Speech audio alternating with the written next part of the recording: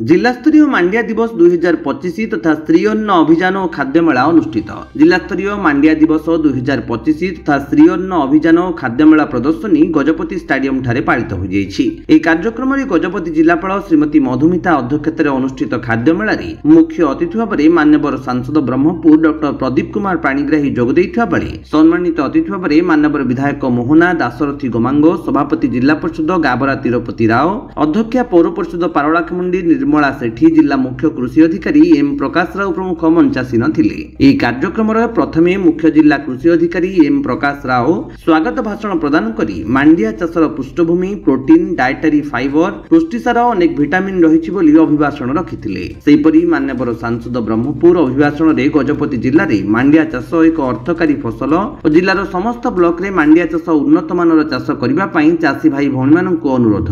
मांडिया चाष करी जीविका उपार्जन करिबा सहित भल लाभवान होई परिबे बोली सूचना देथिले। एहा सहित मांडिया प्रोटीन, डायटरी फाइबर एवं अनेक पुष्टिकर गुण रे भरपूर अटे। मांडिया अनेक विटामिन रो एक समृद्ध उत्स रहिछि। कृषि एवं कृषक सशक्तिकरण विभाग तरफरु समस्तଙ୍କୁ मांडिया चाष को प्रोत्साहित करिबा पई समस्त ग्राम पंचायत स्तर रे प्रचार प्रसार करी मांडिया चाष करिबा पई आह्वान करथिले। जिला कृषि विभाग द्वारा स्टॉल रे चाषी माने मांडिया विभिन्न प्रकार तयार होइतिबा जिनिस प्रदर्शन करा जायथिला। जिल्लार उत्कृष्ट श्रीअन्न फसल चाषी भाव में 10 जनଙ୍କୁ मानपत्र उपढौकन देई संबर्धित करा जायछि। एही कार्यक्रम रे अतिरिक्त जिलापाल श्री फाल्गुनी माझी, मुख्य उन्नयन अधिकारी तथा निर्वाही अधिकारी जिला परिषद शंकर केरेकेटा, उपजिल्लापाल पारलाखमुंडी अनूप पंडा, अतिरिक्त निर्वाही अधिकारी जिला परिषद पृथ्वीराज मंडल, प्रकल्प प्रशासक समन्वित आदिवासी उन्नयन संस्था पारलाखमुंडी अंशुमान महापात्र, जिला कृषि अधिकारी रविंद्र कुमार आडके, अतिरिक्त कृषि अधिकारी तथा मिलेट मिशन अधिकारी संघमित्रा प्रधान, अतिरिक्त कृषि अधिकारी शुभश्री प्रियदर्शिनी,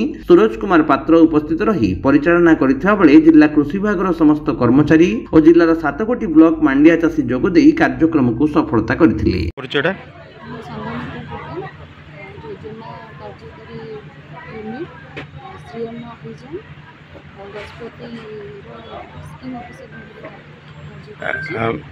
मैडम कौन कहे जो आज श्रीअन्न अभियान कार्यक्रम रही आर एम एंड ऑब्जेक्ट कौन चाषी कौन मेसेज देवे? प्रथम आज जिला स्तरीय मांडिया दिवस 2025 सहित आम एकता पदयात्रा समस्त गजपतिवासी को शुभेच्छा जनइबी।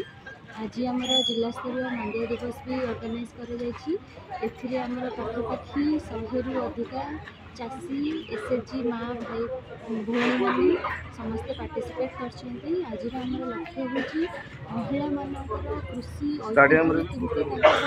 माने अवदान रही सेलिब्रेट करवा। जेपरिक आम समस्ते जाने महिला माने कृषि रे गोटे बहुत बड़ भूमिका ग्रहण करती। माने विहन संरक्षण को लेकिन चाषबासर सब कार्यक्रम अमल पर्यंत तो तांकर यही अवदान पाई से आम माने धन्यवाद दौचु। कृषि को से बचाई रखिंट आ श्रीअन्न जेहेतु बहुत पुराना गोटे खाद्य शस्य तो से ट्रेंड्स गुड़ाक से जो संरक्षण करके बहुत वर्ष है आमर माने आज जाके आमर कृषि को बचाई रखिंट से सेलिब्रेट करूँ। आज आमर स्टल भी होती। स्टल रे आम मिलेट्स अन्य क्षुद्र शस्यर गोटे खाद्य मेला भी ऑर्गेनाइज करूँ। ता सहित आमर जो छात्र छात्री मैंने आज पार्टिसिपेट कर पदयात्रा से जेहेतु देशर भविष्य आम आशा करूँ कि से मिलेट्स महत्व को बुझंतु एवं मिलेट्स को केमती आपणाई पारे ता विषय आम चेष्टा करूँ से बुझे। परिचयटा श्री एम प्रकाश राव, मुख्य जिला कृषि अधिकारी गजपति।